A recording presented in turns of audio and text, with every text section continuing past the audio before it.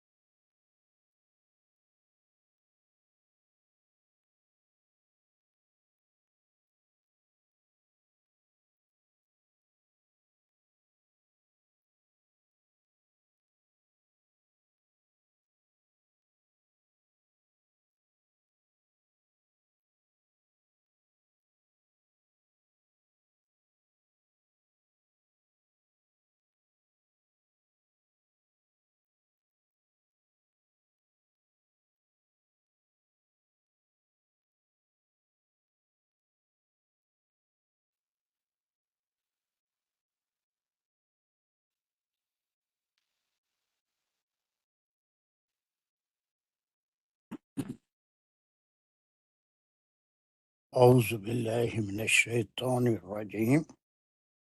بسم الله الرحمن الرحيم.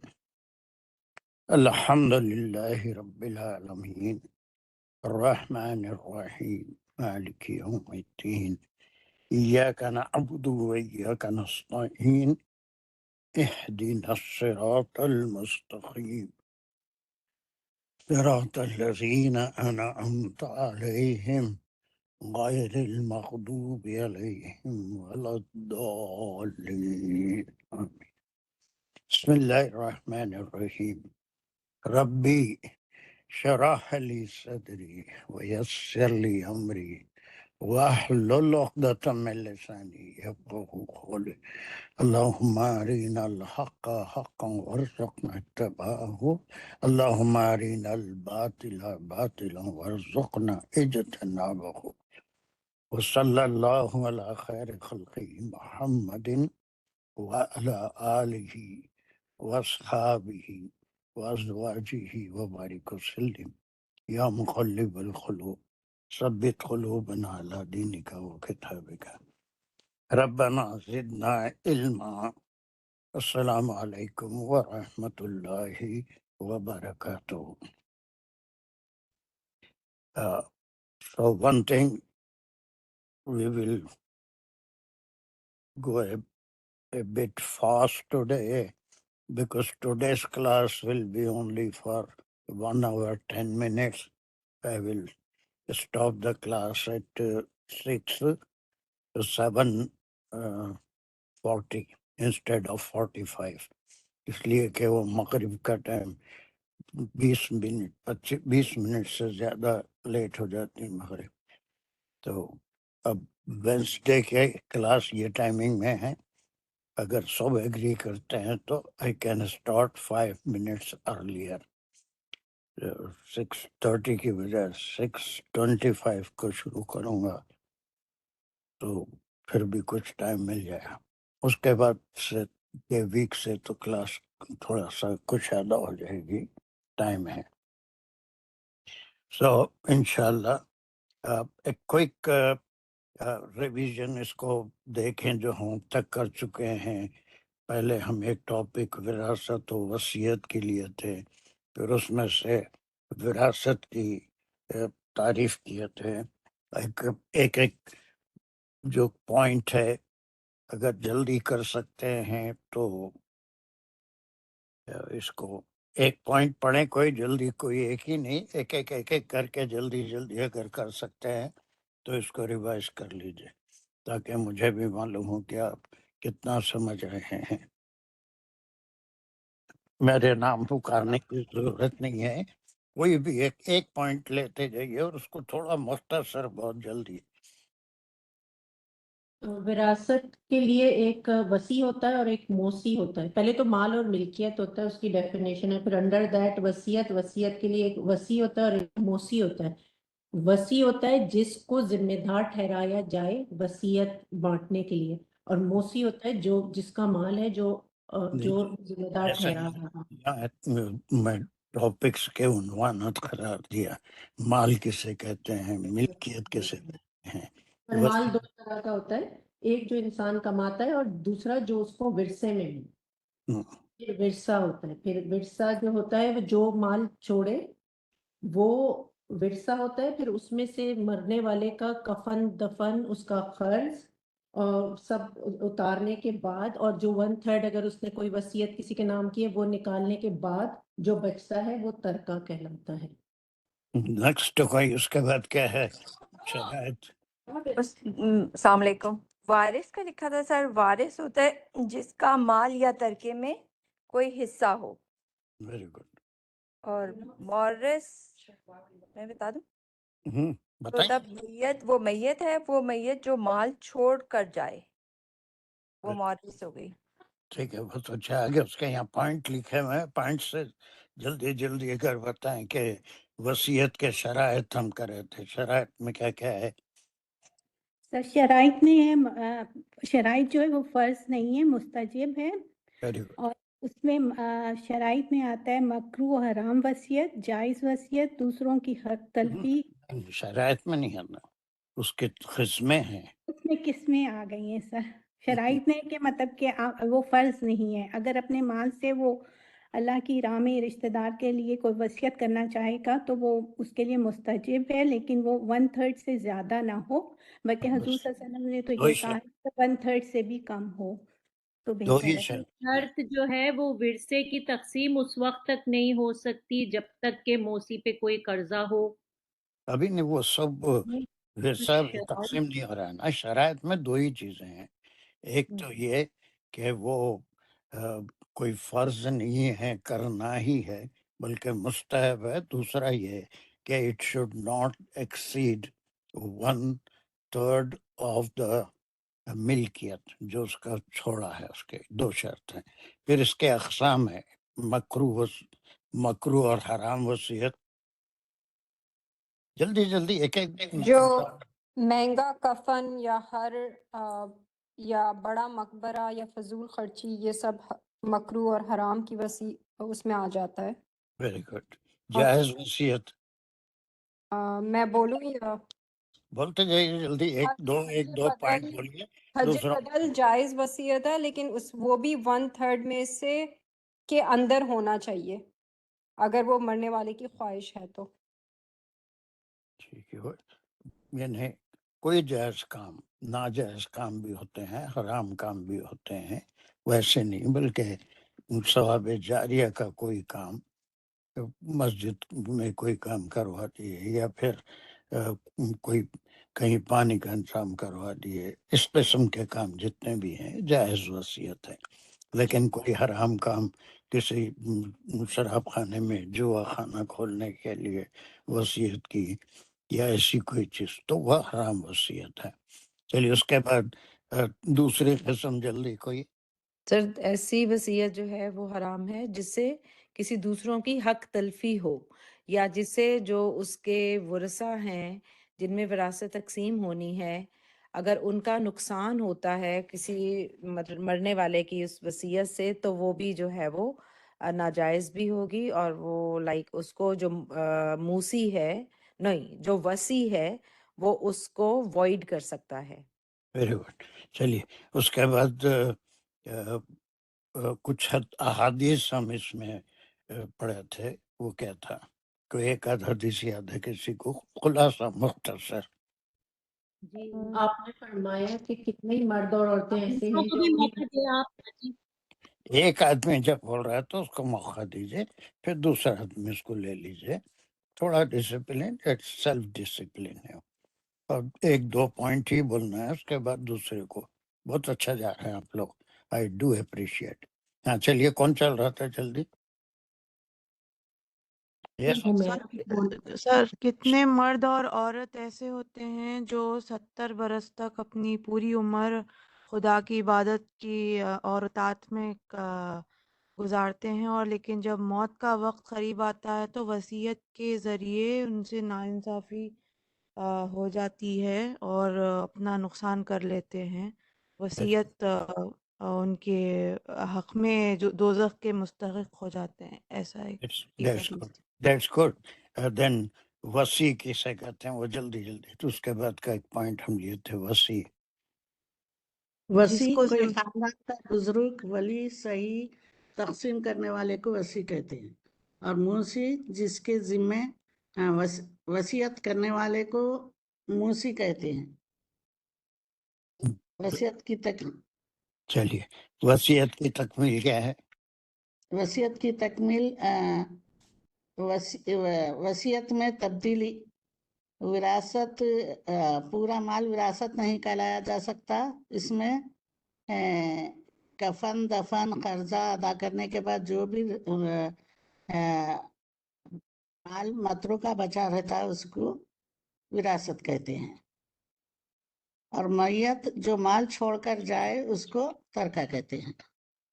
یہ سب ابھی کہا، وصیت میں تبدیلی کا حق ہے کسی کو وصیت میں، یا جو وصیت کیا وہ پورا کرنا ضروری ہے۔ اگر ناجائز ہو تو اس کے کو موسی کو یہ حق ہے کہ وہ شرعی اعتبار سے تبدیل کر سکتا اس کی وصیت کو۔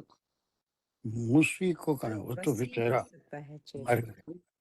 ہاں، وصی کو ہے، وصی کو، موسی تو مر گیا، کچھ بھی نہیں کر ہاں، سکتا۔ وصی کو ہے۔ Very good. چلیے اس موسی کے بھی کر سکتا ہے تبدیلی مرنے سے پہلے تک، یہ نہیں کہ اگر ایک بار وصیت کر دی تو اب وہ پتھر پہ لکیر نہیں ہے، مرنے سے پہلے تک وہ اپنی وصیت میں تبدیلی کر سکتا ہے۔ ٹھیک ہے، مرنے سے پہلے کر سکتا ہے، لیکن مرنے کے بعد تبدیلی نہیں کر سکتا۔ That's good, that is good, very good learning, الحمد للہ ثم الحمد للہ۔ وراثت کسے کہتے ہیں؟ تعریف۔ جو مال چھوڑ کر گیا، ہم، جو ورثے میں تقسیم ہوگا، اور جو مال بچ گیا یا اس کی تقسیم ہوگی، اس کو وراثت کہتے ہیں۔ اور اور پورا مال وراثت کا وراثت دوسرا نہیں نام ہے۔ کیا ہے؟ وراثت کا دوسرا نام وراثت کا یہاں لکھا ہوا ہے سب؟ ترکہ۔ ترکہ۔ ترکہ، چلیے، اب وارث کیسے کہتے ہیں؟ جس کو جس کو ترکے میں مال حصہ ملے گا اسے وارث کہتے ہیں۔ Very good. ابھی اس کی تفصیل یہاں سے آنا ہے، ہم یہاں چھوڑ دیے تھے۔ مورث کیسے کہتے ہیں؟ وہ میت جو مال چھوڑ کر very good, very good learning. That means you are interested, you are learning something. چلیے، اب اس کے بعد یہاں سے ایک امپورٹنٹ ٹاپکس آ رہے ہیں، اور یہ وہ رشتے، غور سے میری بات سنیے، رشتے بہت ہوتے ہیں، ہر انسان ایک سوشل لائف، ایک فیملی لائف گزارتا ہے، اس کے کئی رشتے ہوتے ہیں، اور ہم ان کے بارے میں جب کوئی دوسرے سورہ میں پڑھ رہے تھے، کئی بار بھی ہم اس کو ریپیٹ کر چکے ہیں۔ ایک سلبی رشتے ہوتے ہیں، ایک راہمی رشتے ہوتے ہیں۔ سلبی رشتے وہ تمام رشتے جو ددیالی رشتے بھی کہلاتے ہیں، باپ کے نسبت سے جو رشتے ہیں، چچا ہے، پھوپھوئیں ہیں، اور پھر چچا کے بیٹے ہیں، کزنس ہیں، پھوپھوؤں کے بیٹے ہیں، کزنس ہیں، دادا ہے، اور جتنے بھی ایسے اوپر کے وہ سب آئے گا، لیکن دو حصے۔ لیکن یہاں پر ذو الفروز وہ خاص رشتے جن کو ترکے میں سے یا وراثت میں سے حصہ ملے گا۔ اتنا ایک چھوٹا سا پوائنٹ، ذو الفروز ڈیفیکلٹ ورڈ ہے، اگر یہ یاد نہ بھی رہے تو کوئی بات نہیں، اس کا ڈیفینیشن یہاں لکھ دیا میں۔ وہ رشتے جن کا شریعت نے حصہ مقرر کر دیا ہے، یہ اس کا ڈیفینیشن ہے۔ رشتے بے شمار ہوتے ہیں، لیکن کچھ ایسے رشتے ہیں جس کو شریعت نے مخصوص کر دیا ہے کہ صرف انہی کو ترکہ ملے گا، اس سے ہٹ کے کوئی رشتے ہیں تو پھر ان کو ترکہ نہیں ملے گا۔ ٹھیک ہے، یہاں تک یہ بات کلیئر ہوئی؟ ذو الفروز جی سر۔ میں یہ جی ذوی الفروض کے میں اگر نہ ہو، اس بات میں بھی ہو تو ملتا ہے نا بابا؟ کیا کیا کیا بول رہے ہیں؟ میں یہ سمجھا کہ آپ یہ فرما رہے ہیں کہ ذوی الفروض میں اگر کوئی نہ ہو تو اس کو ورثے میں کوئی حصہ نہیں ملتا۔ بالکل۔ جبکہ اسبا ہے ہم، اور پھر اقربا ہیں، وہ بھی تو ہیں نا بابا؟ نہیں، اس کی ایک حد ہے۔ اب یہاں پورے ان رشتوں کے نام ہیں، انہی رشتوں تک ورثہ پہنچے گا۔ اس سے ہٹ کے اگر کوئی اقربا میں، بہت بڑا لفظ ہے، ماموں بھی اقربا میں ہے نا، خسر بھی اقربا میں ہے، ساس بھی اقربا میں ہے۔ صرف وہ رشتے جو کسی طرح سے ساروں کو ورثے میں حصہ نہیں ملے گا، ابھی بہت تفصیل سے اس کو ہم پڑھیں گے، لیکن وہ رشتے جو ورثے کے حقدار ہوتے ہیں، لیکن ہر ایک کو ملے گا نہیں، بلکہ کوئی ایسا رشتہ جب آ جائے گا وہاں پر وہ تقسیم رک جائے گی، آگے نہیں بڑھے گی، وہیں پر ختم ہو جائے گی۔ جیسے ماں باپ ہیں، دیٹس اٹ، اب وہ دادا تک، دادی تک، چچاؤں تک، پھپھوؤں تک، بہنوں تک کوئی رشتہ نہیں پہنچے گا۔ ایک رشتہ ماں باپ زندہ ہیں، اس کے آگے نہیں بڑھے گا، ماں باپ پھر اس کے بعد اولاد، اتنے میں ہی خرچ ہوگا۔ لیکن رشتے کچھ ایسے ہیں، اگر کوئی رشتہ موجود نہیں ہے تو پھر اس کے بعد قربت کے لحاظ سے وہ آگے بڑھیں گے، اور پھر وہ بہت دور تک جائے گا۔ میں ان 13 کی فہرست یہاں لکھ دیا، صرف ورثے میں حصہ پانے والے یہ 13 ہی رشتے ہیں، ٹھیک ہے؟ جی جی، اور ابھی میں یہ سمجھ رہا تھا جی، ذوی الفرضہ میں اگر جی بس آگے بھی اور مزید تفصیل آئے گی۔ جی اچھا الفرضہ ہی اگر اس میں آتے ہیں تو وہاں سے کوئی بلاک نہیں ہو رہا ہے تو وہ اتنی دور تک جائیں گے جتنا ہم یہاں پر اس کا ذکر کیے۔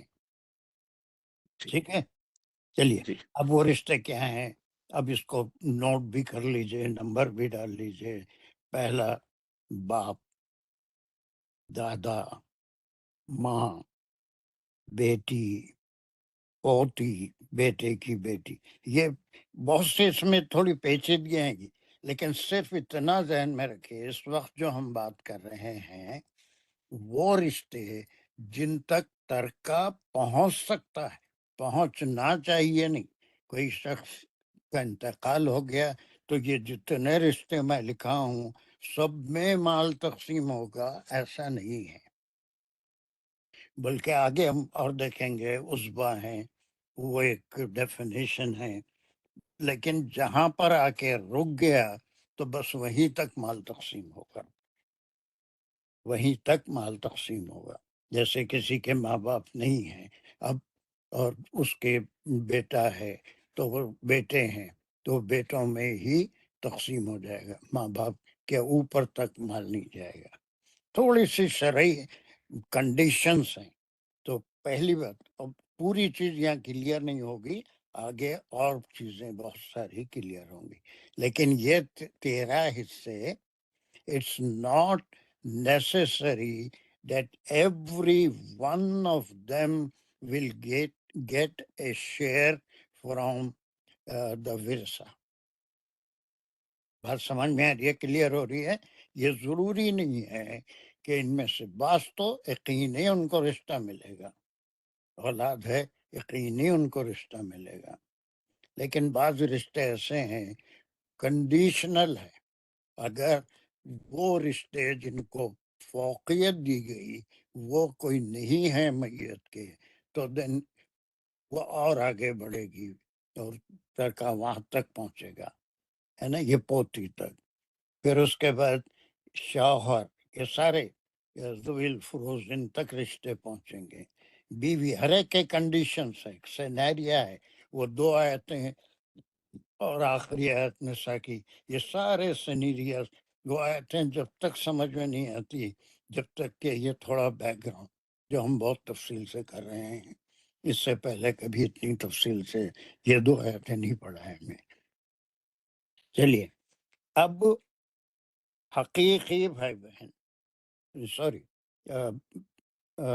حقیقی بھائی بہن، سوری وہی چل رہا ہے کہ یہ بھی ذوی الفروز میں سے ہیں کہ جو سگے بھائی بہن ہیں کس کے؟ میت کے، جو چھوڑ دیا، جن کو حصہ ملے گا وہ رشتوں کی بات کر رہے ہیں. اور یہ اس کی ڈیفینیشن بھی آئے گا، وہ ہے حقیقی بھائی بہن ہیں، وہ اس کی تفصیل کی ابھی ضرورت نہیں ہے. اور اغیافی بھائی بہن، اغیافی اور یہ حقیقی کسے بولتے ہیں، یہ سارے ڈیفینیشن میں دیا ہوں. اللاتی بھائی بہن، یعنی وہ بھی اس کا ڈیفینیشن ہے. جدہ جو ہے عربی میں کہتے ہیں باپ کے اوپر کے رشتے، دادا دادی، ہے نا، دادی نانی، یہ جدہ ہے. یعنی یہی رشتے، اب کئی سسرالی رشتے بھی ہوتے ہیں، ماں کی طرف سے بھی رشتے ہوتے ہیں، تو جو میت ہے اس میں ماں کی طرف کے رشتوں تک اس میت کا ورثہ نہیں پہنچے گا. اس میت کا رشتہ ماموں کے لیے، خالہ کے لیے وہاں تک نہیں، کبھی بھی وہ ٹچ میں نہیں آتے. یہ شرعی قوانین ہیں. اس میں جو رشتے جن میں مال پہنچے گا وہ یہی ہیں، وہ ہے باپ، ماں، دادا، بیٹی، پوتی، شوہر، بیوی، حقیقی بہنیں، اغیافی بہنیں، اغیافی بھائی بہنیں، اور اللاتی بہن. اور اس کے اوپر صرف یہ رشتے لکھ لیجئے، اب اس میں سے ہم ہر ایک کی تشریح کریں گے اور اس کا تھوڑا سا ڈیفینیشن ہم کرتے جائیں گے. چلیے اس کے بعد ہے عصبہ. عصبہ، اب یہ رشتے اس طرح سے کاؤنٹ ہوتے ہیں. عصبہ کسے کہتے ہیں، کسی کو معلوم ہے؟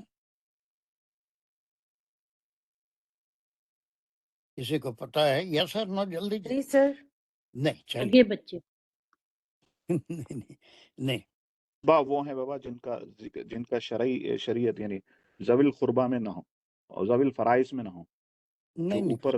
نہیں، تھوڑا سا کنفیوز ہو رہے ہیں موئس، سکون سے سمجھیے، بہت اہم باتیں ہیں.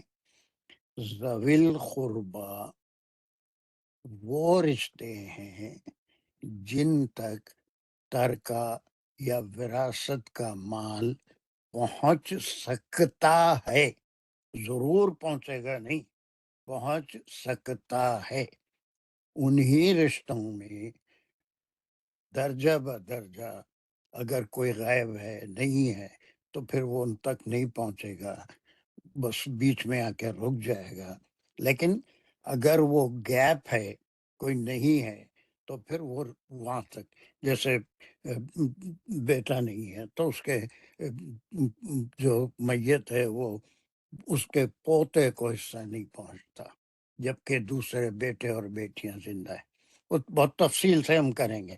عصبہ وہ تمام رشتے جن کا تعلق میت کے ساتھ کسی مرد کے واسطے سے ہو، مرد کے واسطے سے ہو، اور اور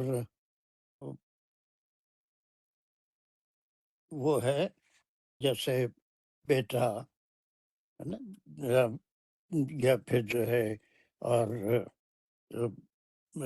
میت کا بھائی، بہن، جو کسی مرد کے تھا، بہن نہیں بلکہ بیٹا، بھائی، دادا، دادی بھی نہیں آتی، مرد کے تعلق سے اگر کوئی رشتہ ہو، جتنے مرد حضرات ہیں ان کو عصبہ کہتے ہیں، ٹھیک ہے۔ ایک رشتے وہ ہوتے ہیں جو عصبہ ہوتے ہیں، جن کا تعلق مرد سے ہوتا ہے، میت کے جتنے مرد حضرات ہوتے ہیں، اور ایک رشتے وہ ہوتے ہیں جو ذل ارحام کہتے ہیں۔ ارحام رحم سے ہے، اور اس کے معنی ہیں ماں کی طرف سے۔ اس کا ڈیفینیشن ہے وہ رشتے جن سے میت کا تعلق کسی عورت کے واسطے سے ہو، کسی عورت کے واسطے سے ہو، ماں سے متعلق اگر کوئی رشتے ہوں تو ان کو صرف رشتوں کا ڈیفینیشن ہے۔ یا کوئی عورت ہے، اس کی اگر ملکیت، اس کا ورثہ تقسیم ہو رہا ہے، تو اس صورت میں اس کی ماں، اس کا باپ، اس خاتون کا اور اس کے بھائی بہن، ان تک رشتہ پہنچے گا، لیکن اس کے شوہر کے حصے میں سے عورت کے رشتہ داروں کو کوئی حصہ نہیں پہنچے گا۔ اس لیے دو نام یہ عصبہ وہ جو مرد کے رشتہ دار ہیں، اور ذل ارحام وہ جو کسی عورت سے وہ نسبت ہوتی ہے، ماں سے نسبت رکھنے والے رشتے۔ تھوڑا سا کلیئر ہوا ایسے، یا بھی ڈاؤٹ ہے؟ صرف ڈیفینیشن پڑھ رہے ہیں ابھی ہم، پھر تو سر سلبی اور عصبہ میں کیا فرق ہے؟ میں ذرا اس کو جو سمجھا ایک بار بول دوں۔ ایک سیکنڈ پہلے ان کا سوال کا جواب دے دیں گے۔ بولیے۔ سلبی اور عصبہ میں کیا فرق ہے؟ سلبی آپ نے کہا نا father side of the family, تو اس میں اور عصبہ میں کیا فرق ہوگا پھر؟ دیکھیے، سلبی وہ شاید میں اس کو یہاں پر وہ بھی بتایا ہوں، حقیقی جو ہے نا، آگے آپ کو ملے گا۔ سر سلبی میں تو پھر عورتیں بھی آ جاتی ہیں نا، جیسے دادی، پھپھی، اور مرد سے صرف مرد آئیں گے۔ مرد آئیں گے نا سلبی میں، تو جو ہے بیٹیاں بہنیں بھی ہوتی ہیں، لیکن اس با میں وہ سب نہیں آئیں گے، صرف مرد حضرات آئیں گے۔ اور ورثے میں ہمیشہ مردوں کو فوقیت دی گئی ہے۔ اس کے کئی وجوہات ہیں، وہ بھی ایک فقہی بڑا مسئلہ ہے، پہ ذمہ داریاں زیادہ ہوتی ہیں، خرچے کے وہ ذمہ دار ہوتے ہیں، وغیرہ وغیرہ، وہ ایک الگ ٹاپک ہو جاتا ہے۔ صرف رشتے سمجھ لیجئے، ایک حقیقی اگر آپ کہیں گے تو بہن بھی حقیقی ہے، لیکن عصبہ اگر کہیں گے تو صرف مرد رشتے دار میت کے۔ یہاں تک سمجھ میں ہے آپ کے ڈاکٹر قاضی؟ جی شکریہ۔ چلیے، ذل ارحام وہ جو کسی عورت سے متعلق رشتے ہیں، ماں سے یا خود میت عورت کی ہے تو اس کے جو رشتے دار ہیں وہ ذی الارحام کہیں گے، وہ جتنے بھی اس کے بھائی بہن فلاں ماں باپ، وہ الگ چیز ہے۔ اس کے بعد حقیقی بھائی بہن، یہاں ورثے کے رشتوں کی بات ہو رہی ہے، عام رشتے نہیں، بلکہ وراثت میں حقیقی بھائی بہن، ایک شخص کا انتقال ہو گیا، اس کے اولاد ہے، اس کی اولاد میں اس کی اور اس کی بیوی سے جو اولاد ہیں وہ ساری اولاد حقیقی بھائی بہن کہلائیں گے، یعنی جن کے ماں اور باپ ایک ہیں۔ حقیقی بھائی بہن یہ پوائنٹ ہے، ایک عصبہ ہے، ایک ذی الارحام ہے، یہ تیسرا جو ہے یہ سب ذی الفروز میں بھی آئیں گے، اور تیسرا ہے حقیقی بھائی بہن، ایک ہی ماں باپ کی اولاد۔ وہ ماں باپ عام طور پہ یہی ہوتا ہے کہ ماں اور باپ، ان کے نکاح ہوا، شادی ہوئی، اور پھر ان کے جتنے بچے ہیں وہ آپس میں حقیقی یا پھر ان کے لیے اور ایک ٹرم ہے عینی بھائی بہن۔ یہ صرف کس کی بات ہو رہی ہے؟ ترکہ ان تک پہنچنا ہے نا، وہ میت کے حقیقی بھائی بہن کی بات نہیں ہو رہی ہے، میت کے حقیقی بھائی بہن کی بات نہیں ہو رہی ہے، ترکہ یا ورثہ جس کو ملے گا اس کی اولاد کی بات ہو رہی ہے، کہ ان کے جو وارث ہیں ان میں حقیقی جو ہیں بچے ہیں وہ حقیقی بھائی بہن ہیں، عینی بھائی بہن ہیں، جن کی ماں ایک ہے اور باپ بھی ایک ہے، ماں ایک ہے اور باپ بھی ایک ہے۔ یہ کلیئر ہوا حقیقی بھائی بہن؟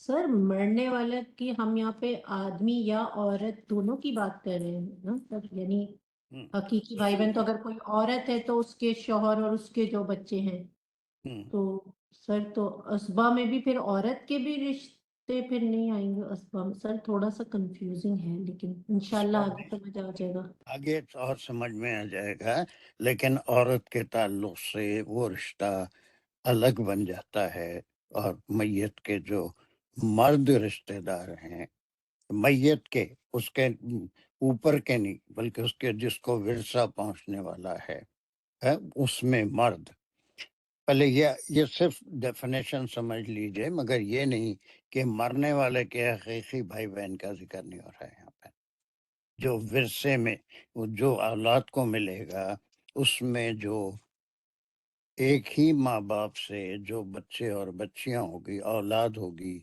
وہ سب بابا ان کا ذکر تو، ان کا حقیقی بھائی بہن کا ذکر تو اوپر ذوی الفرضہ میں آ جانا، بیٹا بیٹی بول دیا، یہ میں سمجھتا ہوں میت کے ہی حقیقی بھائی بہن کا ہوں گا، اس وقت کے ذوی الحرام تھرڈ کیٹیگری میں جا رہی ہیں۔ نہیں آئے حقیقی بھائی بہن، یہ صرف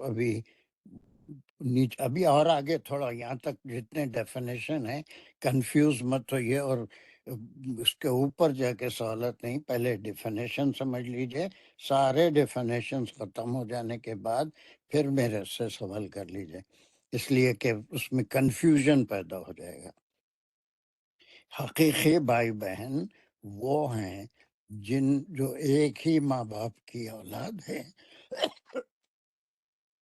اور ان کو ورثہ ملے گا، استغفر اللہ۔ چلیے اس کے بعد ایک بھائی بہن کے رشتے اور بھی ہوتے ہیں، ایک رشتہ ہے اغیافی بھائی بہن، اگر ہم اس کو ان جنرل بھی کہیں تو اس کو ماں جائی کہتے ہیں، لیکن یہاں پر ورثے کے تعلق سے اغیافی بھائی بہن وہ ہیں جو ماں جائی ہوتے ہیں، جیسے کوئی خاتون ہے، وہ کس طلاق یا بیوہ ہونے کے بعد ان کے 2 بچے تھے یا 4 بچے تھے، 1 بچہ تھا، جو بھی تھا ان کی اولاد تھی، انہوں نے کسی XYZ سے دوسرا نکاح کیا، اس سے بھی 1 2 3 بچے ہوئے. تو اب یہ اس شوہر کے بچے اور پہلے کے شوہر کے بچوں میں جو رشتہ ہے وہ اغیافی ہے. ان کی ماں ایک ہے لیکن باپ جدا جدا ہے، باپ جدا جدا ہے. یہ حقیقی وہ ہیں جن کے ماں اور باپ ایک ہی ہیں، اور ان کی اولاد جن کو ورثہ ملے گا. تھوڑا سا اپنے سوالات کو روک کے ہمارے محیط ذرا صرف رشتوں کو سمجھ لیجیے. جی ایک تو جو مال تقسیم ہو رہا ہے، ایک رشتہ یہ پورے شریعت میں ایسے ہی لفظ آئیں گے. اب وہ تقسیم وراثت میں یہ ساری چیزیں 1/4، 1/2، 2/3، 1/6، 1/8، وہ سارا جو ہے تقسیم وراثت کا قانون ہے. تو اس میں یہ رشتے ضرور آئیں گے ایسے کہ اب جو میت چھوڑی ہے اس کے رشتے داروں میں جو آئے ہیں نیچے، اس کا بھی ایک ڈیفینیشن آئے گا. اگر وہ ایک ہی ماں باپ کے بچے ہیں تو وہ حقیقی بھائی بہن ہیں. ان کے لیے قانون الگ ہے، وراثت میں کس کو کیا ملے گا. سر سوتیلے تو کیا نہیں ہم نے، تھوڑا مس ہو گئے بیچ میں سے. سوتیلے حقیقی یہاں ہیں، اس کے نیچے سوتیلے بھائی. اچھا یہ نہیں کیا ہم نے. نہیں. ہاں، سوتیلے بھائی بہن کسے کہتے ہیں؟ یا تو اخیافی ہوں گے یا اللاتی ہوں گے. اللاتی ہوں گے، بالکل. سوتیلے بھائی بہن اقیافی ہوں گے یا اللاتی ہوں گے. اللاتی کے معنی باپ ایک ہے اور جن کی مائیں 2 ہیں، وہ جو ہے. سر سوتیلے وہ بھی ہو سکتے ہیں جو جن کے ایک ماں کے الگ بچے ہیں اور باپ کے الگ بچے ہیں، اور ان ماں باپ کی شادی ہو جائے لیکن ان دونوں کے بچے الگ الگ بچے ہیں. اسی لیے یہ اخیافی سے الگ ہوں گے کیونکہ اس میں ماں یا باپ اس میں ایک ہیں. لیکن سوتیلے وہ ہو سکتے ہیں جن کی ماں کی پہلے شادی ہو کے بچے ہوئے تھے اور باپ کی بھی اپنے بچے تھے اور پھر ان دونوں کی شادی. Very good, very good, very good. Thank you. اس کے بھی پہلے سے بچے ہیں اور ماں کے بھی پہلے سے بچے ہیں، یہ دونوں کی شادی ہوئی. اب اس کے بعد جو بچے ہوں گے وہ پھر اغیافی ہوں گے یا پھر اللاتی ہوں گے. لیکن اب یہ جو بچے ہیں، پہلے کی بیوی کے اس کے بچے، پہلے کی شوہر کے اس خاتون کے بچے، یہ سوتیلے بھائی بہن ہیں. یہ سوتیلے بھائی بہن ہیں. تھوڑا کنفیوژن ہے رشتے لیکن بس تو ایسا کیا ان تک بھی ورثہ پہنچتا ہے بابا؟ نہیں. ابھی ہم پہنچتا ہے نہیں پہنچتا ہے، کس صورت میں پہنچتا ہے، وہ ہم ڈسکشن میں بہت اہم ترین ٹاپک آئے گا، وہ ہے تقسیم ورثہ. ابھی تو ہم صرف رشتے سمجھ رہے ہیں، وہ جو حقدار ہیں جن تک رشتہ پہنچے گا. سوتیلے بھائی بہن کو بھی پہنچنے کا ایک طریقہ ہے. وہ طریقہ کیا ہے، کس صورت میں رشتہ ملے گا، ہے نا، وہ ہم بعد میں کریں. لیکن صرف رشتے. اور اس نے ہمارا نے بڑا اچھا اس کو سمجھا دیا کہ ایک شخص ہے، اس نے دوسری شادی کی، پہلی شادی سے اس کی اولاد ہے، دوسری شادی کی اس خاتون کی بھی پہلے سے اولاد ہے. تو یہ جو آپس میں بھائی بہن تو ہوں گے لیکن سوتیلے ہوں گے. اور اس کے 2 قسمیں ہیں. ایک قسم ہے اقیافی اور ایک ہے اللاتی. اقیافی بہن بھائی کون ہیں؟ وہ ماں کے پہلے کے بچے، وہ اقیافی بھائی بہن کہلائیں گے. ماں کے یعنی نئی ماں کے پہلے کے جو بچے ہیں وہ اغیافی بھائی. کسی کو کہے کہ یہ ہماری والدہ کے پہلے شوہر کا بچہ ہے، اتنا سب کہنے کے بجائے یہ اغیافی بھائی ہے یا بہن ہے. ٹھیک ہے. اس کے بعد کا رشتہ ہے اللاتی. یہ 2 قسم ہیں سوتیلے کی. یہ سونتیلے دونوں بھی سونتیلے کہلاتے ہیں. اغیافی ماجائی یعنی جن کی ماں الگ ہے اور اس کے پہلے شوہر کے بچے ہیں. اور اس کے بعد اللہ بھائی بہن باپ کی طرف سے، یعنی اب باپ وہ کیا ہے جن کی مائیں دو ہیں اور یا دو سے زیادہ ہوں، باپ ایک ہے، یعنی باپ نے کئی شادیاں کی ہوں اور ان کی بیویوں سے اولاد ہو تو یہ آپس میں اللہ باپ ایک ہو یا ماں ایک ہو تو ایسی صورت میں یہ دو رشتے سونتیلے بھائی بہن ان کی دو قسمیں. قسم نمبر 1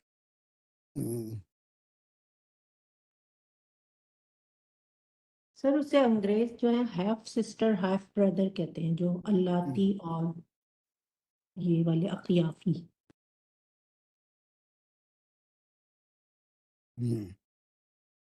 چلیے اللہ بھائی بہن یہ ابھی اور اس کا بہت تفصیل آئے گی ورثے کی، لیکن صرف یہ رشتے سمجھ لیجیے یہاں تک ہوگی، یہاں تک رشتے ہو گئے. اس کے بعد ایک ٹرم آتا ہے محروم، یہ بھی ایک فقہی ٹرم ہے. محروم ورثے میں تو شریعت نے ان کا حصہ رکھا ہے، لیکن کسی وجہ سے وہ اس حصے سے محروم ہو جاتے ہیں، اس ورثے کی حد ختم ہو جاتی ہے اور اس کو اگر وہ اس طرح سے وہ ورثہ ان کو نہیں ملتا. ایک یہ ڈیفینیشن ہے. اور دوسرا اگر زیادہ صحیح اس کی تعریف یہ ہے کہ اگر وہ قاتل ہے ماں کا یا باپ کا، کسی وجہ سے اس نے ایسا کچھ کیا ہے تو وہ بھی قتل کر دینے کی وجہ سے محروم ہوگا. یعنی قاتل اگر ہے ماں باپ کا کسی وجہ سے، ایسا بھی ہوتا ہے دنیا میں کبھی، قاتل ہے، یا پھر جو ہے اگر وہ دین سے مرتد ہو جائے، کافر بن جائے، دین سے انکار کر دے، تو صرف دینی رشتے سے ہی ورثہ ملے گا. مرتد ہونے کی صورت میں اس کو وہ نہیں ملے گا. باقی اور کوئی گناہ ہے، شرابی ہے، کچھ بھی ہے تو وہ محروم نہیں ہوگا، محروم نہیں ہوگا. ٹھیک ہے. ایک اور لفظ شریعت میں آتا ہے محجوب. محجوب حجاب سے ہے، چھپا ہوا ہونا، چھپ جانا. محجوب کے معنی ہے کہ وہ کسی اہم ڈیفینیشن ہے، کسی دوسرے رشتوں کی وجہ سے، کسی دوسرے رشتوں کی وجہ سے اگر کسی ذوی الفروز کے رشتے میں کمی آتی ہے یا کمی آتی ہے تو ایسے کو محجوب کہتے ہیں، کم حصہ پانے والا. اس کی وجہ دوسرے ہونے سے، جیسے بھائی ہے تو بہن کا رشتہ اس کا ورثہ کم ہو جائے گا. بھائی کے 2 حصے ہوں گے، بہن کا بھائی نہیں ہے تو بہن کا حصہ بڑھ جائے گا، وہ آدھی جائیداد کی مالک ہوگی. پھر اس کے بعد وہ آدھی کہاں جائے گی اس کی تفصیل ہے کہ پھر وہ آدھی کے لیے اوپر کے رشتہ دار، نیچے کے رشتہ دار وہ کاؤنٹ ہوں گے. لیکن محجوب صرف ایک ٹرم ہے، اس کے معنی وہ رشتے جو حقدار تو ہیں ترکے کے، لیکن دوسرے رشتوں کی وجہ سے ان کا حصہ کم یا زیادہ ہوتا ہے. حصہ کم یا زیادہ ہوتا ہے. اور اس کی وجہ یہ ہے کہ دوسرے رشتے موجود ہیں، وہ نہیں ہیں تو پھر ایسی صورت میں ان کو زیادہ بھی ہو سکتا ہے تو کم ہوگا. ابھی ایک مثال دے دیا نا کہ اولاد میں ایک بھائی اور بہن ہے، بھائی کو یعنی دونوں جس کو ترکہ مل رہا ہے اس کو 2 حصے ملے، بہن کو 1 حصہ ملا. کئی بھائی بہن ہیں، بھائیوں کو ڈبل ملے گا، بہنوں کو کہرا حصہ ملے گا. تو یہ محجوب ہوئے کہ کسی حصے کی وجہ سے ان کا کم ہو گیا. اگر بیٹا نہیں ہے، صرف لڑکیاں ہیں، تو ایسی صورت میں ایک لڑکی ہے تو پوری آدھی جائیداد کی حقدار ہوگی. ٹھیک ہے، اور بہت اس کے اوپر باتیں ہوں گی، لیکن فی الحال ڈیفینیشنس ہم کر رہے ہیں. اور اس کے بعد ایک ہے حجب نقصان. وہ اب اس میں بھی کم اگر ہوتا ہے تو اس کو حجب النقصان کہتے ہیں، جس کو کم حصہ ملا. کم حصہ کسی رشتے کی وجہ سے ملا تو اس کو حجب النقصان کہتے ہیں. کسی اور رشتے کی وجہ سے باپ کو بھی ہوتا ہے، یہ ماں کو بھی ہوتا ہے حجب النقصان. نہ کوئی اگر اولاد نہیں ہے تو ماں باپ کا حصہ بڑھ جاتا ہے، اولاد ہے تو کم ہو جاتا ہے. اور اس کا دوسرا یہ ہے، یا تو محجوب دونوں ہے، کم یا زیادہ ہوتا ہے. حجب النقصان جس کا حصہ کم ہوتا ہے، کم حصہ پانے والے. اور ایک حجب الحرمان، حج کے معنی جو بالکل حصہ وہاں تک پہنچتا ہی نہیں. حجب الحرمان وہاں تک وہ رشتہ دار جن تک حصہ پہنچتا ہی نہیں. یعنی اس کی مثال ایسی ہے جیسے میت کے ماں اور باپ زندہ ہیں تو دادا دادی تک اوپر وہ رشتہ جاتا، اس کا ترکہ جاتا ہی نہیں. وہ حجب النقصان ہے. یعنی اولاد بھی ہے، ماں باپ بھی ہیں، تو پھر اور اوپر میت کے بھائی بہن کو کوئی رشتہ نہیں جائے گا. وہ رشتے حجب الحرمان ہو جاتے ہیں، ان کو کوئی حصہ نہیں ملتا.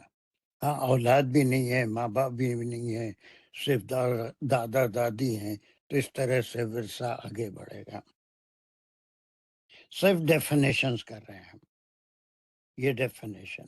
اگر اب یہ تھوڑے ڈیفیکلٹ ٹرمس ہیں، خاص طور سے ان لوگوں کو جن کی اردو بھی زیادہ ٹھیک نہیں ہے، یا اردو بھی اچھی بھی ہے، تو ڈیفیکلٹ ٹرمس اپنی جگہ ہیں.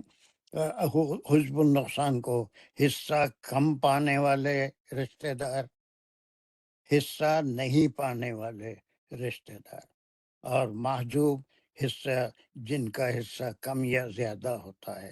وجہ کسی قریبی رشتہ دار کی موجودگی، وہ زندہ ہونا ہے. یعنی اب یہاں پر اور ایک مسئلہ ہے گا جس میں ممتاز کا بھی مسئلہ ہے، اور بہت سے لوگ یہ سوال کرتے ہیں، جیسے بیٹا ہے کہ میت کا، اس کا مجھ سے پہلے انتقال ہو گیا، اس کے اس بیٹے کے بیٹے بیٹیاں ہیں، پوتے پوتیاں ہیں، لیکن جب دوسری اولاد زندہ ہے تو اس بیٹے مرحوم بیٹے کی اولاد کو وہ سب حجب الحرمان ہو جاتا ہے. ان تک کوئی حصہ نہیں پہنچتا، ان تک کوئی حصہ نہیں پہنچتا.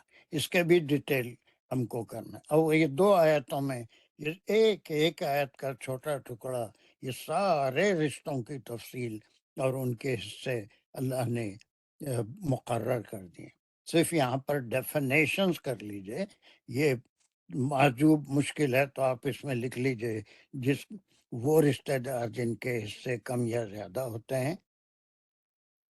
حجب النقصان مشکل ہے تو اس کے لیے آپ لکھ لیجئے کہ جن کو حصے میں کمی آتی ہے، اور حجب الحرمان وہ جن کو کوئی حصہ نہیں ملتا. اب 2-3 ٹرم رہ گئے، اور اس کے بعد کا ایک ہے اصولی رشتہ دار. اصولی رشتہ دار کن کو کہتے ہیں؟ یہ میت کے اوپر کے رشتہ دار. یہ تو نیچے اولاد جو ہے اس کے نیچے کی، اس کو فروعی کہتے ہیں. اصولی یعنی باپ، دادا، دادی، پردادا بھی کبھی آتا ہے، ایسا اگر ہو جائے، وہ عام طور پہ زندہ تو نہیں رہتے، تو وہ بھی اصولی اس کا وہ یہ ہے کہ باپ دادا پردادا وغیرہ جو مرد کے حوالے سے دوسرے مرد حضرات ہیں جو اوپر کے ہیں ان کو اصولی رشتہ دار کہتے ہیں، اور فروعی رشتہ دار وہ ہے بیٹا بیٹی پوتا پوتی کو بھی ملے گا، لیکن اس کے کنڈیشنز ہیں، ہے نا، کنڈیشنز ہیں کہ کوئی اولاد موجود نہیں ہے، بیٹا بھی نہیں ہے بیٹی بھی نہیں ہے، تو پھر مرحوم بیٹے کے جو اولاد ہے اس کو ملے گا۔ اس میں ایک اصولی رشتہ دار یعنی میت کے اوپر کے رشتہ دار جو باپ کی طرف سے ہیں، دادا ہے یا پھر جو ہے پردادا ہے اوپر کے، سر چچا ہے، ہے یہ دونوں ہی مطلب عورت اور آدمی دونوں کے لیے ہے یہ اصول یا بالکل پھر نہیں اب رشتے جب ورثہ تقسیم ہوگا تو مرد کا رشتہ کن لوگوں کو جائے، مرد کا ورثہ کس کو جائے گا اور عورت کا رشتہ کس کو جائے گا، وہ ایک الگ تفصیل آئے گی، ہے نا۔ مرنے والا اب اس میں کوئی مر گیا، اس کی بیوی ہے، اور تو پھر ایسی صورت میں اس کی بیوی کو کیا ملے گا؟ پھر اس کے بعد وہ خاتون بھی اگر فوت ہو گئی، وہ اس کی اپنی ملکیت ہے، اب اس کے ورثہ کون ہے، وہ کس کو جائے گا؟ اس کے بھی بیٹا بیٹی وہ تو مست ہے، ان کو ملے گئی، اور اس سے زیادہ ہے یا کوئی خالی بیٹی ہے تو پھر اوپر اس کے اوپر جائے گا، اس کا خاتون کا باپ ہے، خاتون کا دادا ہے، ان کو ملے گا۔ دونوں کے ورثے تقسیم ہونے کا الگ قانون ہے، تھوڑا سا پیچیدہ ہے، لیکن اب ڈیفینیشن میں اصولی رشتہ دار جو میت کے اوپر کے رشتہ دار ہیں، فروعی وہ رشتے جو میت کے نیچے کے ہیں، بیٹا بیٹی یا پھر پوتا پوتی وغیرہ، نیچے کے سارے رشتے۔ اور بہت تفصیل سے ایک لفظ اور اس کا ڈیفینیشن اور پورا ایک آیت 176 وہ کلالہ کے بارے میں۔ کلالہ کون ہے؟ جس کا نہ کوئی اصل ہو نہ فرو ہو۔ ہاں ویری گڈ، نہ کوئی اصل ہو اور نہ کوئی فرو ہو، اصولی رشتہ دار یا فروعی، نہ اس کے اوپر کوئی رشتہ دار ہے نہ کوئی نیچے، انہیں لا وارث ہے، اس کا کوئی وارث نہیں ہے، تو ایسے آدمی کو کلالہ کہتے ہیں۔ اگر وہ مال چھوڑتا ہے تو اس مال کا کیا ہوگا، وہ 176 آخری میں بہت تفصیل سے کلالہ کا ذکر ہے سورہ نساء کی آیت۔ چلیے یہاں تک صرف ڈیفینیشن ہو گیا، اس کے بعد ایک اور ٹاپک آ رہا ہے، تو وہ ہے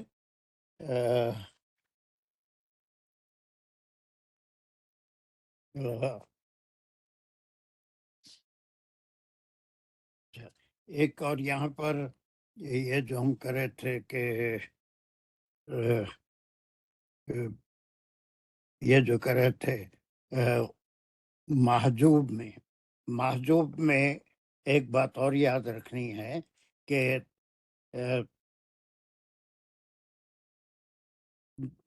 دو وارثوں کے حصے کبھی کم نہیں ہوتے، اور وہ ہے بیٹا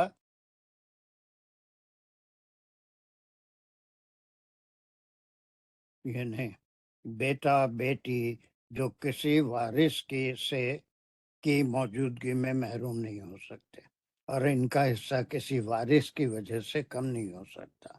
ان کے علاوہ جتنے وارث ہیں ان کا حصہ دوسرے وارثوں کی وجہ سے کم بھی ہو سکتا ہے، وہ بالکل محروم بھی ہو سکتے ہیں۔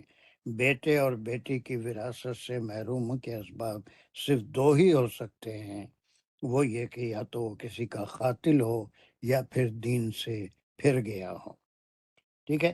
اور اس کے ہر ایک کی تھوڑی اور تفسیر ہے رشتوں کا۔ اب یہ ایک اور نئی وہ رشتے جو مورث کے وارث کبھی بھی نہیں ہو سکتے، وہ کیا ہے؟ وہ ہیں ایک سیکنڈ، چلیے ہاں، اب یہاں پہ اس کا بھی سوال تھا، اس میں آپ لکھ لیجئے ان کو جو میت ہے اس کے ورثے میں سے کچھ بھی نہیں ملے گا، کچھ بھی نہیں ملے گا، جو وارث نہیں ہو سکتے۔ اس میں سب سے پہلا ہے سوتیلی اولاد، جو بیوی کے پہلے شوہر کی اولاد ہے، وہ اس کے سوتیلی اولاد ہے۔ اگر میت کی سوتیلی اولاد ہے نا، وہ تو ایسی صورت میں سوتیلی اولاد کو کوئی حصہ باپ کے ورثے میں سے نہیں ملے گا، سوتیلے باپ کے حصے میں سے۔ اس کی مثال بھی انہوں نے دی ہے فقہ میں کہ مثلاً زاہدہ نے عمر سے نکاح کیا اور اس کے سلب سے 2 لڑکے یا لڑکیاں ہوئی، پھر عمر کا انتقال ہو گیا اور زاہدہ نے دوسرا نکاح احمد سے کیا۔ اب عمر کی سلب سے زاہدہ کے جو لڑکے پیدا ہوئے ہیں وہ احمد کی جائیداد سے حصہ نہیں پائیں گے، اور نہ عمر کے لڑکوں کی کسی جائیداد سے احمد کا حصہ، عمر کے کسی جائیداد سے احمد حصہ پائے گا۔ تو یہ ایک ہو گیا۔ اسی طرح 2 بیویوں کی اولاد اپنے باپ کے ترکے میں سے تو حصہ پائے گی، مگر اپنی سوتیلی ماں کے حصے سے ترکہ نہیں پائے گی، یعنی ماں، اب یہ پھر عورت سے اس کا رشتہ ہے۔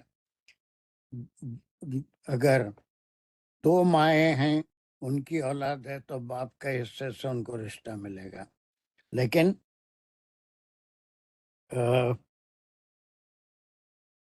سوتیلی وہ اگر اس کی ماں مر جائے تو ایسی صورت میں جو باپ کی اولاد ہے، ماں کے ورثے میں سے اس کو حصہ نہیں ملے گا۔ یہ 2 حصے ہوئے۔ کتنا؟ نمبر 1، سوتیلی اولاد کا کوئی حصہ نہیں ہے۔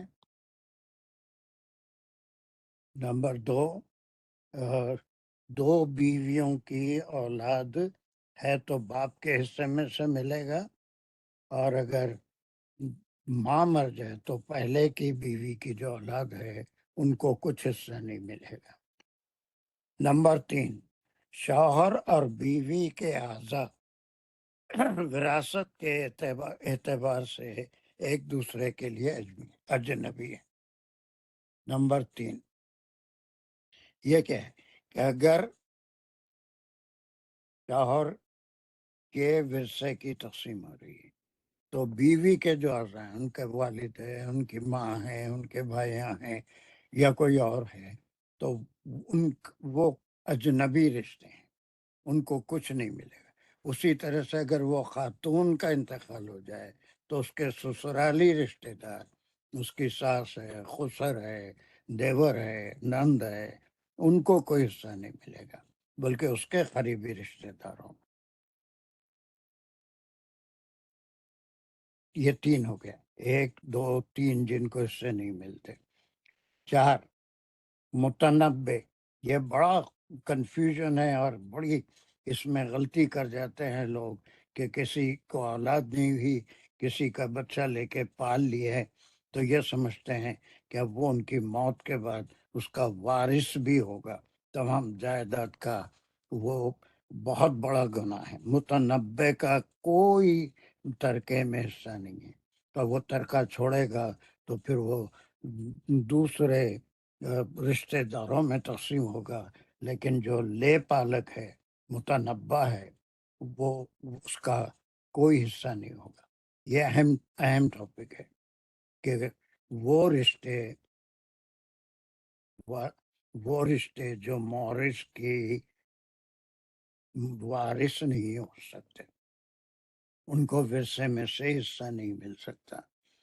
نمبر 1 سوتیلی اولاد، نمبر 2 شوہر بیوی کے رشتہ دار، یا پھر نمبر 3 کوئی بہت زیادہ خادم ہے، خدمت ہے، احسان کرنے والا ہے، ہمیشہ خدمت کرنے والا ہے، تو ورثے میں حصہ نہیں ملتا۔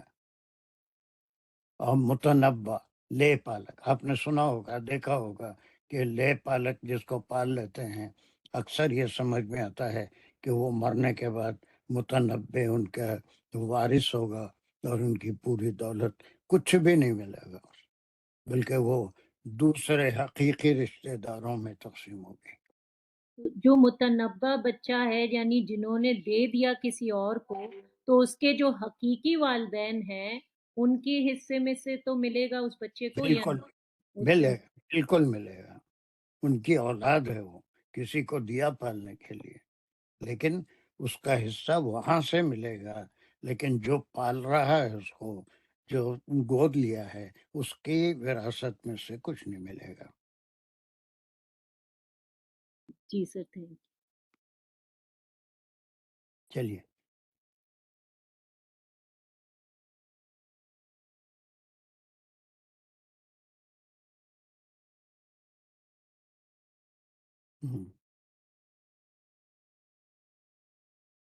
اس کے بعد کا ایک عنوان ہے، وہ ہے تہجیز و تکفین اور وصیت،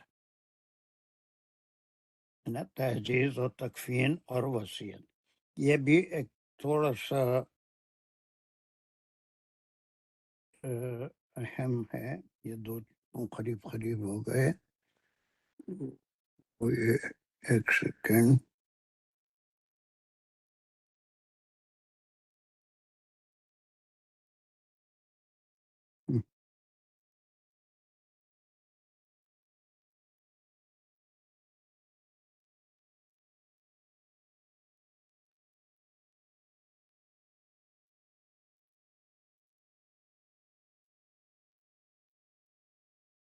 وہ دو بیویوں والا پوائنٹ میری سمجھ میں نہیں آیا، نمبر 2 جو تھا، آئی ایم سو سوری اگر سر بزی ہے، کوئی اور بتا دے، یا سر نہیں نہیں نہیں، کیا کیا کیا ہے بولو سر، وہ میرے جو نمبر 2 تھا پوائنٹ کے 2 بیویوں کی اولاد کا سمجھ نہیں آیا مجھے کیا تھا۔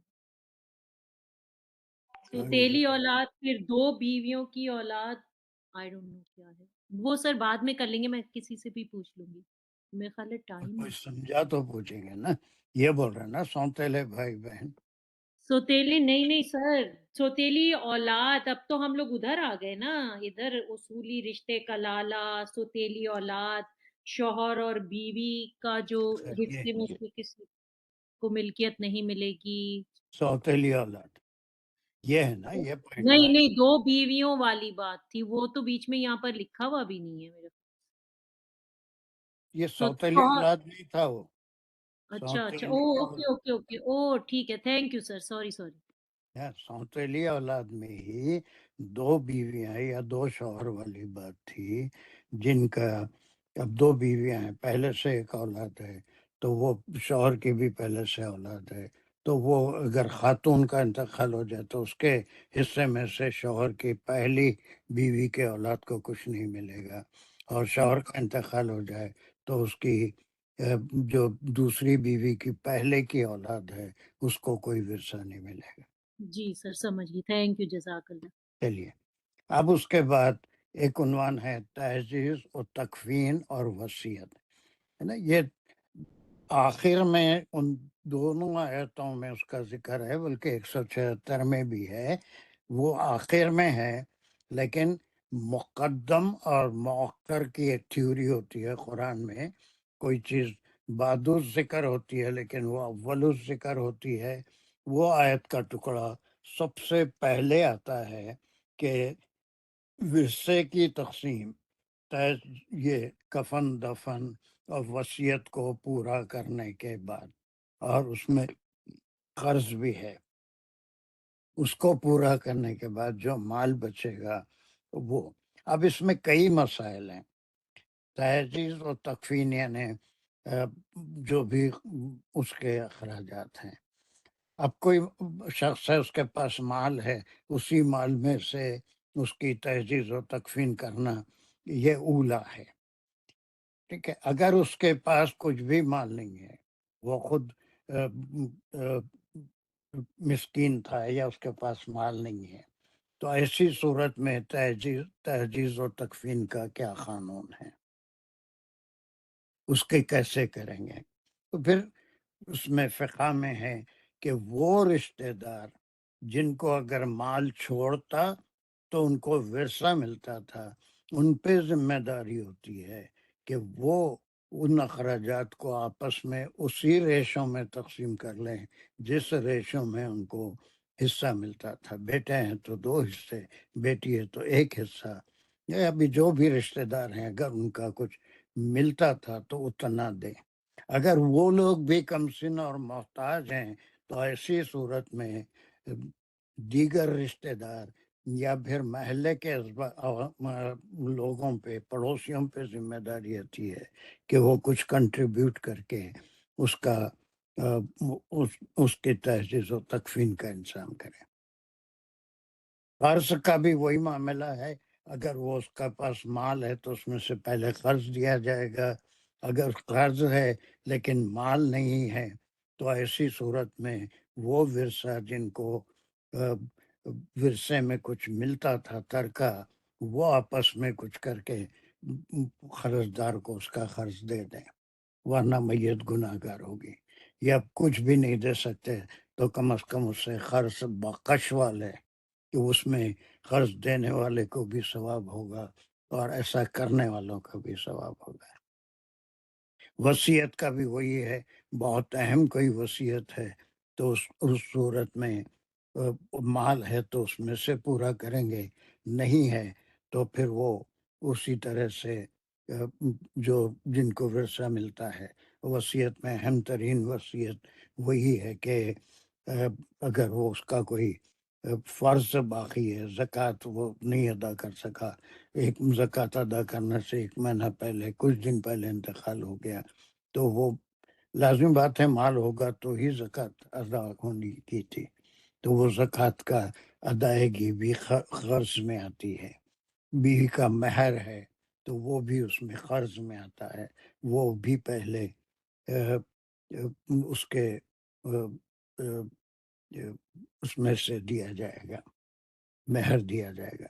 یہ سارے اخراجات نکالنے کے بعد جو بچتا ہے وہی ورثہ یا ترکہ کہلاتا ہے اور اس کی تقسیم ہوتی ہے۔ یہاں تک تھوڑا سا تیز بھی گئے لیکن آپ کو اس پہ تھوڑا سا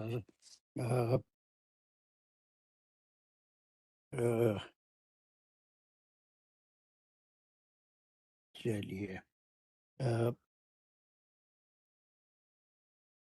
اس کے بعد ایک آخری اور اہم حصہ ہمارے پاس آ رہا ہے۔ جو آخری سے پہلے یہ ہے کہ کسی کو میراث سے محروم نہیں کیا جا سکتا، یعنی کہ وہ کیا ہے، جیسے کوئی بیٹا ہے وہ نافرمان ہے یا بیٹی ہے نافرمان ہے یا کسی اور وجہ سے اس کو بیٹے کو یا بیٹی کو محروم نہیں کیا۔ اب یہاں پر ایک اور پوائنٹ بہت اہم ہے، وہ بھی دیکھ لیجئے کہ بالکل کم عمر بچے ہیں تو بعض وقت اب ان کا کیا ورثہ ہے، یہ نہیں۔ یہاں پر ایک بہت اہم فقہی مسئلہ ہے کہ اگر کسی شخص کا انتقال ہو جائے اور اس کی بیوی اگر حاملہ ہو تو ایسی صورت میں ترکے یا ورثے کی تقسیم کو ڈیلے کیا جائے گا یہاں تک کہ وہ حمل سے فارغ ہو جائے اور اس کی اولاد زندہ پیدا ہو، اور وہ اس کے بعد زندگی یہی ہے کہ کم از کم وہ روئے یا پھر سانس لے، زندہ پیدا ہو، زندہ رہے، تو ایسی صورت میں اس نو مولود کو بھی اس کا وارث قرار دیا جائے گا اس کو، لیکن وہ الٹرا ساؤنڈ سے بیٹا ہے تو اس کا حصہ، بیٹی ہے تو اس کا حصہ نہیں نکال سکتے. اس کی ڈیلیوری تک انتظار کرنا پڑے گا. تو کم عمر لڑکے یا جو ابھی پیدا نہیں ہوئے تو ان کے پیدا ہونے کا انتظار کرنا پڑے گا، اس سے پہلے ملکیت کی تقسیم نہیں ہو سکتی. اور ایک بڑا کنٹراورشیل ایشو ہے، اس میں ائمہ میں اختلاف ہے. کوئی شخص مر گیا اور اس کی بیوہ ہے، اس نے کوئی نکاح نہیں کیا، تو ایسی صورت میں تو 100% اس کو بیوی کا جو ترکہ یا حصہ ہے اس کے ذمہ وہ ملے گا. لیکن وہ بیوہ کسی اور سے شادی کر لی طلاق کے بعد، تو ایسی صورت میں اس بیوہ کو شوہر کے چھوڑے ہوئے حصے میں سے حصہ ملے گا یا نہیں ملے گا؟ سر وہ تو دوسرے مل سے چکا نکاح ہوگا نا، وہ تو مل وہ چکا ہوگا اس کے مرنے کے بعد. دوسرے کے نکاح میں آنے کے بعد میں وہ بیوہ کیسے ہوگی بابا؟ اس کی تو بیوہ ہے نا، اس کے نکاح سے، مرا. اس کے جیتے جی ہی اس کے نکاح سے فارغ ہو کے دوسرے کے نکاح میں چلے گی تو پھر اب وہ بیوہ نہیں ہوگی. دیکھیے اب شریعت یا فقہ کہتی ہے، کیا کہتی ہے وہ میں پڑھ دیتا ہوں. یعنی جن کو وراثت سے محروم نہیں کیا جا سکتا، ایک تو وہ چھوٹے بچے وغیرہ جو بھی پیدا نہیں ہوئے ان کے پیدا ہونے کا انصار ہوگا. انہوں نے نمبر 2 پہ لکھا ہے بیوہ. میں صرف وہ جو لکھا ہے وہ پڑھ دیتا ہوں. اس میں کنٹراورسی ہوگی، کہیں ائمہ میں بھی کہیں اختلاف ہے. اگر کوئی بیوہ عورت کسی دوسرے شوہر سے نکاح کر لے تو پہلے شوہر کی میراث سے اس کو شرعی حصہ ملے گا. مسلمانوں میں عام طور پر رواج ہے کہ بیوہ عورت اگر نکاح کرے تو اس کو حصہ بیوہ عورت اگر نکاح نہ کرے تو اس کو حصہ دیتے ہیں، اور اگر وہ نکاح کر لے تو پھر اس کو شوہر کے ترکے سے محروم کر دیتے ہیں. ایسا کرنا سخت گناہ ہے اور قرآن و حدیث کے حکم کی خلاف ورزی ہے. بیوہ عورت نے نکاح کر کے ایک ثواب کا کام کیا، کوئی جرم تو نہیں کیا، اور اس کی پاباش میں اس کا حق مارا نہیں جا سکتا. واللہ عالم. خیر یہ بہت دور کی بات ہے، لیکن یہ فقہ میں یہ بات ہے، اس میں ائمہ میں بھی اختلاف ہے. پھر یہ نافرمان لڑکا ہے تو اس کو کسی صورت میں بھی نافرمانی کی وجہ سے ورثے سے اکثر لوگ یہ آخ کا بھی آپ سنے ہوں گے، آخ کر دیتے ہیں. اور پھر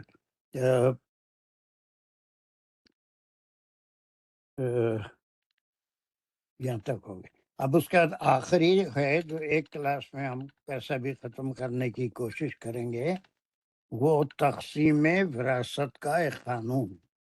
اور جو حصے اللہ سبحانہ تعالیٰ نے مقرر کر دیے ہیں وہ یہ ہیں: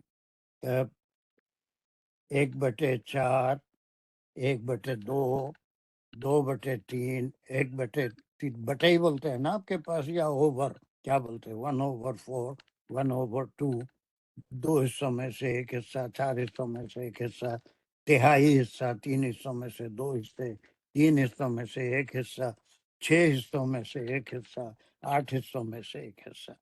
اس کا ایک میتھمیٹیکل کیلکولیشن کا ایک ذکر ہے، اور اس کو ہم نیکسٹ کلاس میں انشاءاللہ، یہ آخری ٹاپک رہے گا کہ ایک حصہ پانے والے کتنے ہیں، 2/3 پانے والے کون سے حصے ہیں، اس کے شرائط کیا ہیں، 1/6 کس کو ملے گا، 1/8. یہ آخری اس کا ایک رہے گا. پھر اس کے بعد اس انٹروڈکشن کو سامنے رکھے ہم وہ 2 آیتیں پڑھیں گے جس کا ایک ایک ٹکڑا یہ تمام چیزوں کو کور کرتا ہے جو ہم کیے. ٹھیک ہے. Is it good up to this, Aisha? क्या सवाल है? जी सर, अल्हम्दुलिल्लाह समझ आया यहाँ तक। सर मुतनब्बी जो आपने बताया अडॉप्टेड या लिपालक बच्चा, उनके जो अगर रिवर्स सिचुएशन है जैसा कि अडॉप्टेड बच्चे का कुछ विरसा है उसके फॉस्टर पेरेंट्स के लिए, तो क्या वो भी कोई हिस्सा नहीं है? वो भी इंक्लूडेड है मुतनब्बी में? नहीं, कुछ समझ में नहीं आया सवाल। अडॉप्टेड बच्चे के अडॉप्टेड बच्चा अगर कोई विरसा छोड़ जाए तो उसको जो पाला है फॉस्टर पेरेंट, अच्छा, यानी उनका नहीं, उनका कुछ उनका नहीं, उनका वो भी इसी में आते। ओके, उसी में आता है। बिल्कुल बहुत अच्छा सवाल है ना? वो के जैसा वाई से वर्षा कहते हैं ना, जैसे जी सर। जिसने पाला उसके तरके में मुतनब्बा का कोई हिस्सा नहीं है, और मुतनब्बा अगर मर गया, वो माल छोड़ के मरा है, तो उसके जो पालने वाला है उसका विरसे में कोई हिस्सा नहीं है, बल्कि फिर उसके हकीकी रिश्तेदारों, उसके भाई बहन, वो उसको जाएगा, या उसकी अपनी औलाद है तो उसको जाएगा। It's a good question. जज़ाकल्लाह सर। चलिए इसका एक बार थोड़ा सा रिवाइज कर लीजिए, फिर ये तकसीम का बड़ा टेढ़ा, उसमें शायद दानिश की भी हेल्प की ज़रूरत पड़ेगी। तमाम मैथमेटिकल कैलकुलेशंस है, वो कॉमन फैक्टर निकालना, कितने नए हिस्से करना, फिर उसकी तकसीम किस तरह करना, that's a very important topic. और वो लास्ट होगा 1/6 कैसा निकालेंगे, 1/8 कैसा निकालेंगे, जबकि कई रिश्तेदार मौजूद हैं, आधा किसी का है, चौथाई किसी का है, या फिर जो है 2/2 हिस्से, 3 में के 2 हिस्से किसके हैं। How to the calculation of the share, वो इससे it's another very important point in this Meraas. ठीक है, तो next class, are you ready to come eight 6:25? वो लास्ट क्लास ये टाइमिंग की होगी। नेक्स्ट मंडे से we are going to start at 7:30, लेकिन ये 7:30 परमानेंट नहीं है। जब तक मस्जिद में 9 बजे ईशा का टाइम है, 7:30 रहेगा, लेकिन वो टाइम घटने वाला है। जैसे ही वो 8:45 को अगर नमाज होगी, तो then we will reduce 15 minutes here, और वो 7:15 हो जाएगी। 8:30 को अगर नमाज होती है तो फिर हम 7 बजे शुरू करेंगे, फिर 7:15 तक करेंगे। तो वो सहूलत के लिहाज से पीछे हटेगी, लेकिन फिलहाल 1-2 वीक तो मैं समझता हूँ बड़ी आसानी से यही टाइम रहेंगे, या जैसे ही ईशा का टाइम बदलेगा तो फिर हम और पीछे हटेंगे। अब कमिंग मंडे से शायद 7:10-11 पे मगरिब का वक्त हो रहा है, तो जल्दी से तेजी से मगरिब पढ़ के 7:30 को शुरू करेंगे। अब मगरिब का वक्त भी पीछे हटेगा तो हमको टाइम मिल जाता है। Is it okay? So Monday तो दूर है, अभी एक क्लास है। Are you ready to come at 6:25 next class? Ji sir, joining time is 6:20 इंशाल्लाह, और class starts at 6:25 But on is it convenient to all of you? Anyone, if having any objection or cannot attend at 6:25, please let me know. I don't mind to do a 1 hour 10 minutes class. 15 minutes कोई मेरे लिए जरूरी नहीं है। किसी को तरह से 6:25 पे आने पे फराह काजी है, काम करने वाले लोग बहुत से हैं यहाँ पर, अफसार है, और भी बहुत से हैं, अंसार है, मोइस कादरी है। Is there any objection on 6:25? 5 minute पहले 6:25 पे तो अभी भी आ रहे हैं ना? अब तो ज्वाइनिंग टाइम है, आते तो हैं, लेकिन उसमें भी 6:30 पे बहुत से लोग रहते हैं, 1-2 मिनट लेट भी होते हैं। तो खैर 6:25 क्लास विल स्टार्ट। ओके, ठीक है इंशाल्लाह। 2-3 मिनट पहले आपको ज्वाइन करना पड़ेगा। वो एक ही दिन की बात है, उसके बाद फिर हमारा टाइम काफी मिलने वाला है, 7:30 की class. Okay to everyone? No objection? जी सैयद साहब Alhamdulillah. Chaliye. So next Wednesday class, inshallah, we will start at 6:25 and finish at 7:40. 7:40 पे ख़त्म करेंगे. इंशाल्लाह ये एक अहम टॉपिक को कंप्लीट कर लेते हैं, फिर उसके बाद से वो अपने आयतों की तफसीर, उसमें ये सारी चीज़ें आएगी जो हम इंट्रोडक्शन में पढ़े इंशाल्लाह. रब्बना तक़ब्बल मिन्ना इन्नका अंतस समीउल अलीम व तुब अलैना इन्नका अंतत तव्वाबुर रहीम. या अल्लाह, ये इल्मुल फ़राइज़ जो हम सीख रहे हैं, इसमें हमारी मदद फरमाइए, हमको फ़हम अता फरमाइए. इस एक अहम उन्वान से जो मालूमात हम हासिल कर रहे हैं, इसको हमारे लिए और दूसरों तक पहुंचाने में फ़ायदा मंद बनाइए, और इस इल्मुल फ़राइज़ को हम दूसरों तक भी पहुंचा सकें. ये थोड़ा ही इल्म सही, लेकिन some basic knowledge we will have about Virsa, जिसमें अक्सर बहुत गलतियां हो जाती हैं. वाखिर दावाना अल्हम्दुलिल्लाहि रब्बिल आलमीन. अस्सलामु अलैकुम व रहमतुल्लाहि व बरकातुहू.